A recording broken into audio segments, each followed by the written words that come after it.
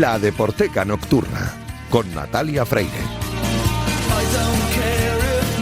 Bienvenidos, bienvenidas a La Deporteca Nocturna, el programa de Radio Marca en el que demostramos que el deporte es y genera cultura. Os recuerdo que tenéis un correo electrónico, ladeporteca@gmail.com, donde podéis comentar y sugerir lo que queráis, y que este programa ni ningún otro serían posibles sin los técnicos, así que gracias a todos los que me ayudan cada día, y esta noche especialmente a Javier Fernández, que está al otro lado del cristal y ya está haciendo que todo suene a la perfección. Estamos en el segundo programa de mes y por eso en un ratito tendremos por aquí a Lourdes Esparza con su sección Juego Sucio, Crímenes en el Deporte, pero antes, como siempre, Julio Ruiz y su himno titular. Arrancamos ya.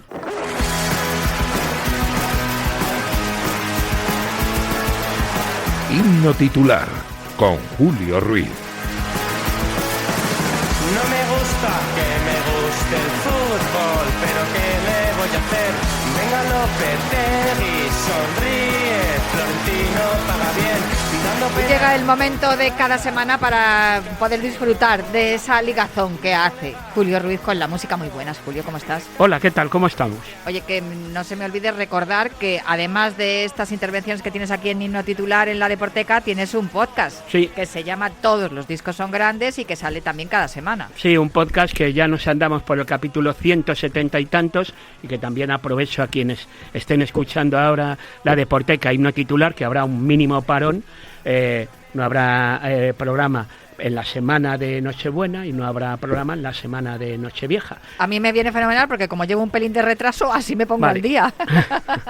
Por cierto, ha sido muy escuchado el podcast de hace unas semanas con Leonor Watling, a propósito de ese disco que ha sacado Leo y Leo, que es Leonor Watling y Leo Sidran. Ha sido uno de los podcasts más escuchados de las últimas semanas. Qué bueno, nunca se sabe dónde te puede venir las mayores. Hombre, Leonor Watling, con esto de que es actriz famosa y que también tiene ese otro yo de musical que empezó a manifestarlo en Marlango, pues es lógico que fuera. Mira, por ejemplo, ahora dentro de un rato, dando pie a esto que vas a comentar y a la primera ilustración musical, Janet, que fue compañera de andadura, haciendo gira con quien va a sonar ahora y paseando éxitos de los 60 y los 70, el programa en donde hablé con Janet, también fue hiper escuchado. Además, como tiene tantos fans Janet al otro lado del charco, me llegaban comunicaciones de Argentina, de México, de Ecuador, de gente que le había gustado. Qué bueno, Janet, qué grande, qué grande. Estamos hablando de audiencias y nos hemos... No, pero vamos a hablar de alguien que sí que actuaba con Janet, que es Tony Ronald, ¿no? Efectivamente, Tony Ronald.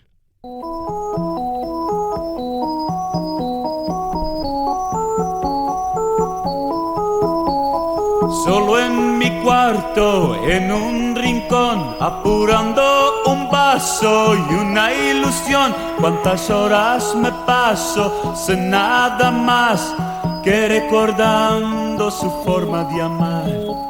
Somos amigos desde niñez y por eso te pido, ayúdame esta noche contigo.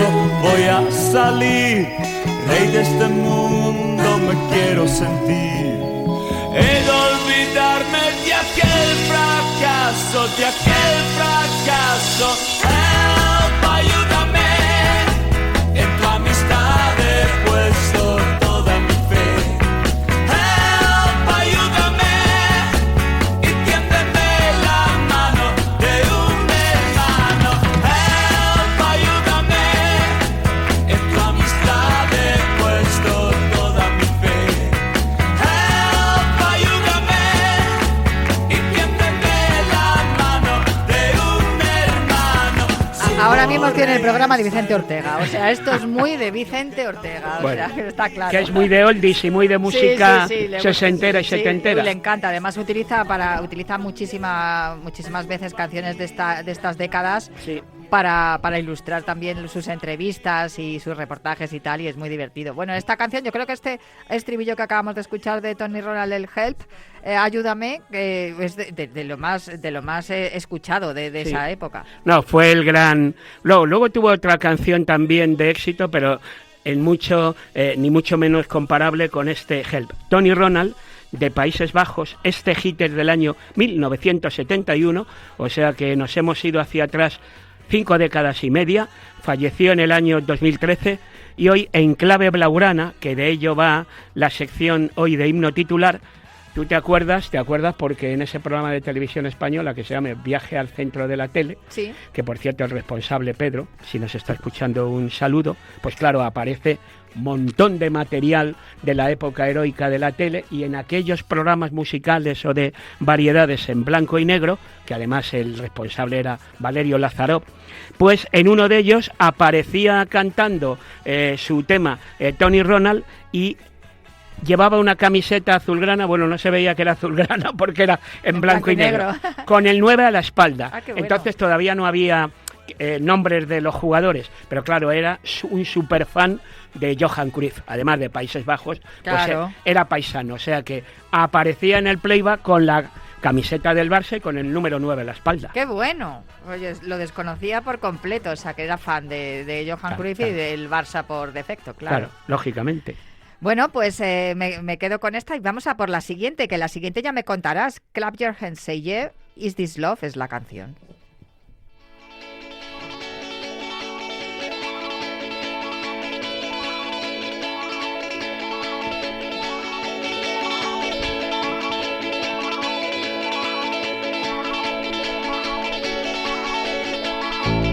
So much different than me, this I know.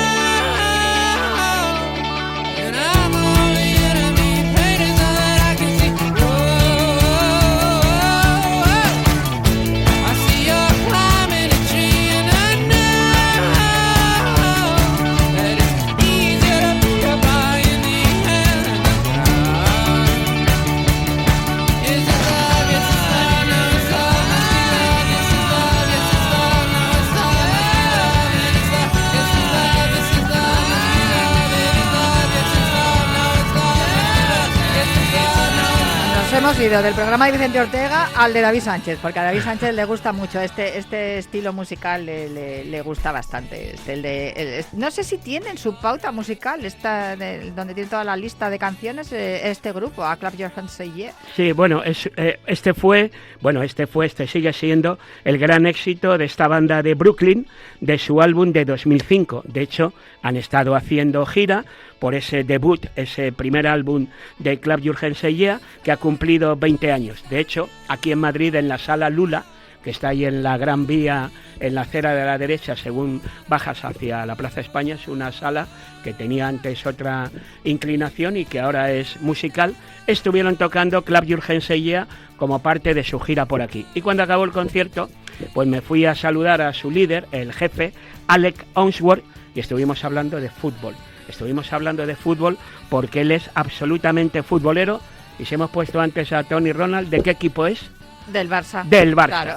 del Barça. Y resulta que cuando se hizo el calendario de la gira, miró, será posible, el 10 de septiembre estuvo en Barcelona tocando, pero no coincidió con partido del Barça para haber visto a su equipo favorito, iba a decir en el Camp Nou, pero no sé si sería No, en estarían en el Montjuic, Johan Cruyff claro, o en Montjuic, o sí. sea que no coincidió con ese fin de semana.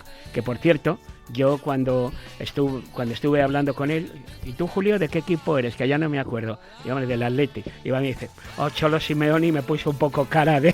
Y dije, vamos a Pues acabar. vamos a dejar aquí la conversación. Vamos a acabar la charla. Así que el cantante de Clap Your Hands, Say Yeah es también hincha del Barça, y por eso este contraste que me has traído de una canción de los años 70 a una ya del siglo XXI. del siglo XXI. Pues me encanta, ¿ves? El fútbol traspasa fronteras y décadas. Pues me quedo con este Clap Your Hands, Say Yeah, o sea, Is This Love del grupo Clap Your Hands, Say Yeah. Muchas gracias, Julio. Adiós, adiós.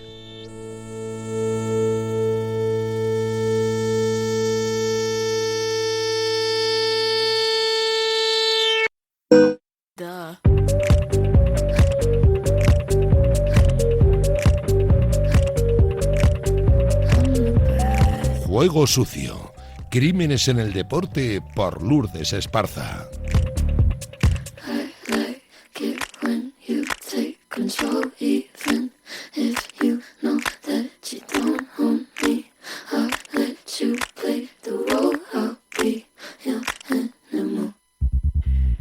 Lourdes Esparza, muy buenas. Estaba deseando yo que llegara esta segunda semana de mes para poder hablar contigo y que me contaras alguna otra historia interesante sobre los deportistas y los crímenes. Un true crime otra vez.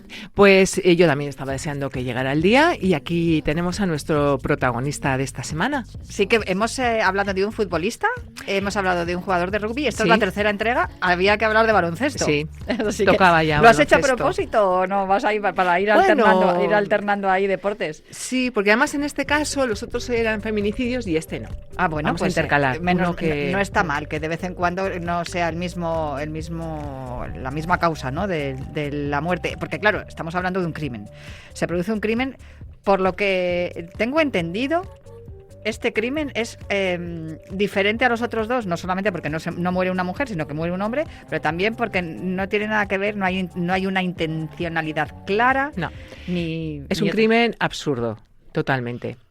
Si te parece, lo escuchamos para no dar pistas. Pero ¿Lo bueno, escuchamos? pero podemos decir el nombre del Sí, deportista. sí. Es Jason Williams. Los aficionados al baloncesto, a la NBA, que sé que hay muchísimos, lo conocen seguro. Bueno, pues vamos a escuchar el reportaje. Hoy vamos a contaros el absurdo crimen que cometió un famosísimo jugador de la NBA ya retirado, que le llevó a pasar por la cárcel después de haber sido una estrella en el baloncesto.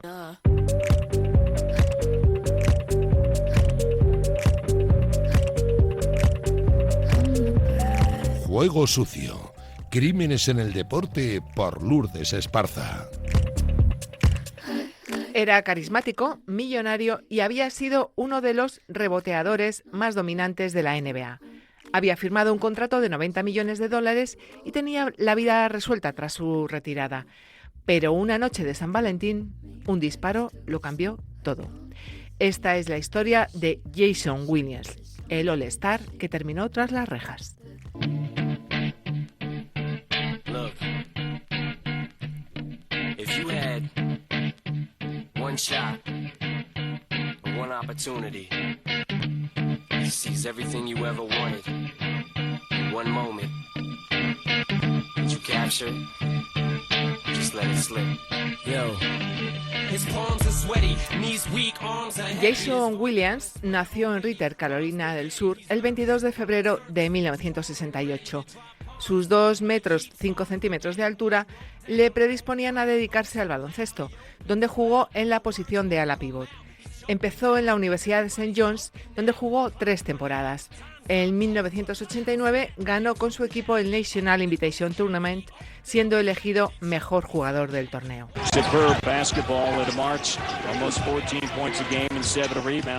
Llegó a la NBA en 1990, seleccionado en el puesto 21 por los Philadelphia 76ers. Tras un inicio decepcionante, fue traspasado a los New Jersey Nets, donde su carrera tomó un nuevo impulso. Promedió 13,4 puntos y terminó quedándose con el puesto de 5 titular y fue convocado al All-Star Game. Gracias a este espectacular desarrollo firmó un contrato de 6 años por 90 millones de dólares.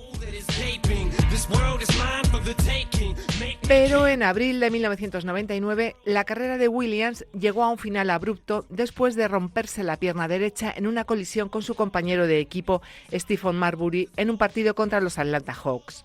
Al día siguiente, Williams se sometió a una cirugía en la que se le insertó una placa y 5 tornillos en la pierna. Williams anunció oficialmente su retirada el 28 de junio del año 2000, a la edad de 32 años, después de 11 temporadas. Intentó mantenerse como comentarista de NBC, pero su vida fuera de las canchas empezó a desmoronarse.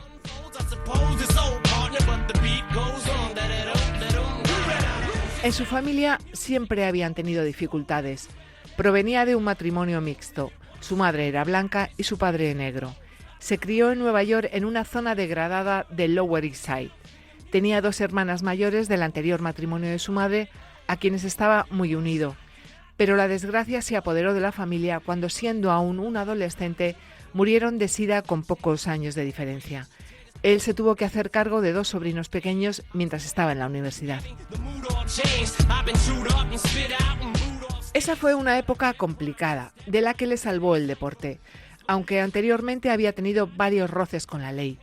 En 1992 fue acusado de golpear con una lata de cerveza en la cabeza a un cliente en un bar de Chicago y 2 años más tarde fue acusado de disparar un arma de fuego en el aparcamiento del ISO Center, el terreno de juego de los Nets. Pero una vez en la Universidad de St. John's, encarriló su energía en el deporte y en las causas sociales. Williams era conocido por su comportamiento afable y solidario y fue ampliamente elogiado por adoptar a sus sobrinos pequeños. Y este hombre, que parecía tan responsable e íntegro, cometió el mayor de los errores unos años más tarde.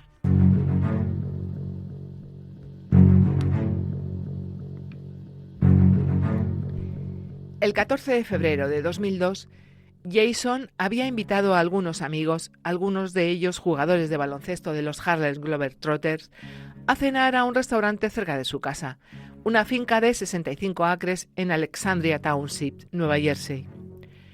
Contrataron una limusina para llevar a alguno de ellos, que conducía Costas Christofi, de 55 años. En el restaurante, el alcohol corrió de forma prolija, y al volver a casa, Jason invitó a todo el mundo, chofer incluido, a ver su colección de armas que guardaba en una habitación.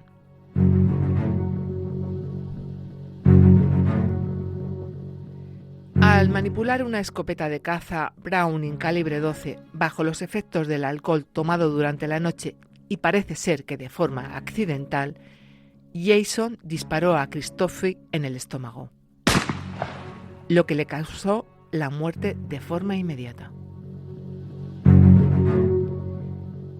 Entonces, de forma totalmente imprevisible, el exjugador se quitó la ropa, se metió en la piscina para limpiar la sangre y pidió a sus amigos que no dijeran nada. Además, limpió la culata del arma y la puso en las manos del chofer para que pareciera un suicidio. En la cinta grabada de la llamada a la policía, se oye que la persona que llamó aludió a que un hombre en la finca se había disparado a sí mismo.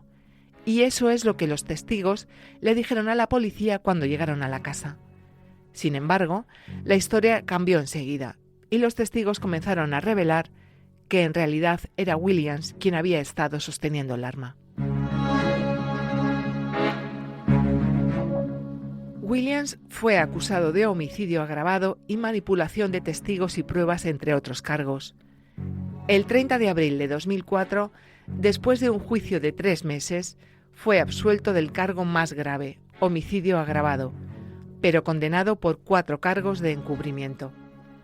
El jurado no pudo llegar a un veredicto sobre homicidio imprudente, el segundo cargo más grave. Los miembros del jurado dijeron después que simplemente no creían que Williams tuviera la intención de matar a Christofi. El 21 de mayo, los fiscales dieron los primeros pasos para volver a juzgar a Williams.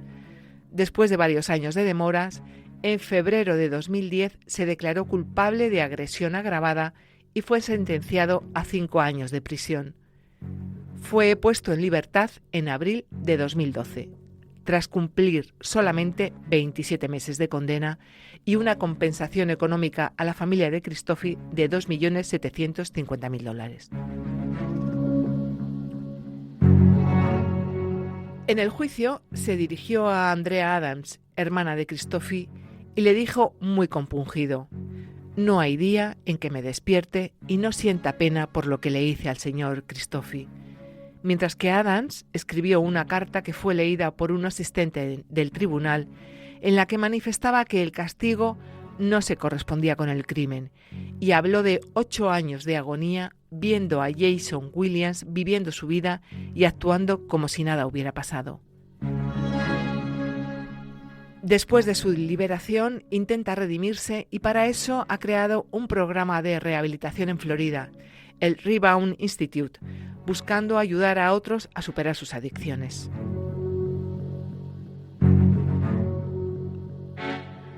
Pero sus problemas no acaban aquí. En 2008, la Universidad de St. John's decidió incorporarlo a su Salón de la Fama, iniciativa que no fue bien recibida por sus hijas Triumph y Widows William, que entonces tenían 19 y 18 años respectivamente, quienes criticaron a la universidad por lo que ellas consideraban un reconocimiento injusto. Enviaron cartas a los medios y a la universidad en las que acusaban a su padre de negligencia, abuso emocional y verbal y de no proporcionarles apoyo financiero adecuado. También lo describieron como alcohólico y un padre irresponsable sin remordimiento. La Universidad de St. John's señaló que no iba a inmiscuirse en los problemas familiares y que su reconocimiento se basaba en sus logros deportivos y en su proceso de recuperación y redención tras enfrentar traumas infantiles, adicción y encarcelamiento. Look, if you had one shot. Jason Williams lo tuvo todo: talento, dinero, admiración y también una vida marcada por pérdidas, errores y excesos. Su historia es la prueba de que un instante puede borrar años de gloria y que el peso de las decisiones no desaparece con el tiempo. Él busca redención, pero hay heridas, como las de la familia de Costas Christofi o la de sus propias hijas, que quizá nunca sanen del todo. En el baloncesto, un rebote te da una segunda oportunidad para anotar. En la vida, no siempre es así.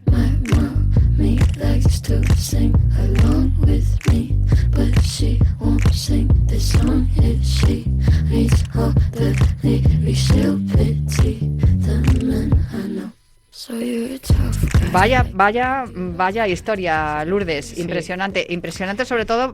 Me han llamado la atención varias cosas. La primera, en Estados Unidos, la facilidad con la que se manejan las armas y con la que la gente alardea de tenerlas. Sí, ¿No? sobre todo cuando has bebido bastante, vienes de una fiesta y te vas a jugar un ratito con las armas. Sí, y luego también ese instinto de supervivencia que demuestran algunos hombres, supongo que las mujeres también lo harán, ¿no? Pero en este caso era un hombre pidiéndole a todos los invitados de los Globetrotters, no digáis nada, decir que se ha disparado él mismo, como Claro. si los forenses no fueran capaces de dictaminar que había sido un disparo procedente de otro lugar que no era de la mano de la propia víctima. Que no estaba solo, que si hubiera estado solo, bueno, pues vale, pero es que había gente que obviamente no podía mentir tanto tiempo. Además, es verdad que a los pocos días, en la autopsia, el forense dictaminó que el disparo había sido realizado desde una distancia media. O sea, era imposible que él se suicidara ahí con ese rifle. O sea, nadie iba a creer la versión No. que dieran los testigos y, por supuesto, No. tampoco la que diera Jason. Pero no hubo... no estuvo incriminado hasta que el forense dijo este dato y entonces su abogado dijo que bueno, que había sido un error terrible y tal. O sea, pasaron unos días hasta que asumió su parte de culpa. Y también porque las personas que estaban presentes, pues obviamente dejaron de mentir. Bueno, luego él en algún momento también dijo que lo había pasado mal, o sea, asumió su culpa y digamos que se la tragó, ¿no? Sí. Y también debió de reflexionar sobre ello, aunque... por lo que cuentas, otra de las cosas que me ha llamado la atención es la facilidad con la que los deportistas y famosos eluden la justicia en Estados Unidos. También. Este crimen es del año 2002. En el 2004, después de un juicio de 3 meses, fue absuelto del cargo más grave, como hemos dicho, de homicidio agravado. Sí le condenaron por encubrimiento. Estuvo hasta el 2010 sin pisar la cárcel por diversos motivos. Y en el 2010 fue condenado a 5 años de prisión, solamente cumplió 27 meses. ¿Vale? Una de las causas... Un poco más de 2 años Sí. y medio. Una de las causas... La mitad de la condena, en realidad. Sí. A ver, una de las causas por las que no se celebró el juicio hasta el 2010 es porque se metieron un poco con su padre, ¿vale? Que era negro y su madre blanca. Esta es otra de las cosas que te quería comentar sobre Jason Williams, que era un hombre, se había retirado con muchísimo dinero, tenía una vida cómoda, tenía una finca estupenda, tenía un matrimonio, luego se separaron, pero tenía 4 hijos, 2 biológicos y 2 que adoptó de su mujer, y todo en la vida le parecía que le iba bien.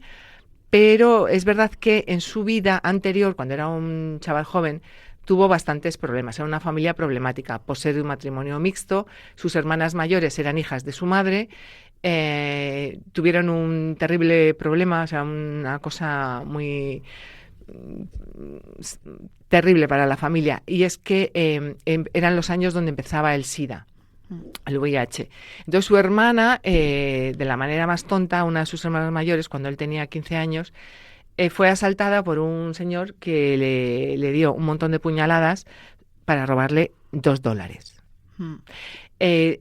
Y como no se moría, pues le dio un golpetazo en la cara y la desfiguró. Y además era una mujer que era bastante guapa, era modelo, etcétera.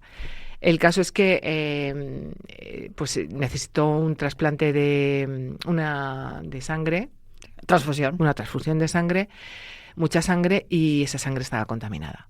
O sea, que ella acabó teniendo SIDA por esta circunstancia. Y no nos quedamos solo con eso, sino que su hermana, que era un poco menor que ella, pues empezaron a ser adictas a las drogas por este problema que había tenido, intercambiaban agujas, entonces ella infectó a su hermana de SIDA. Con lo cual, en el transcurso de pocos años murieron las dos.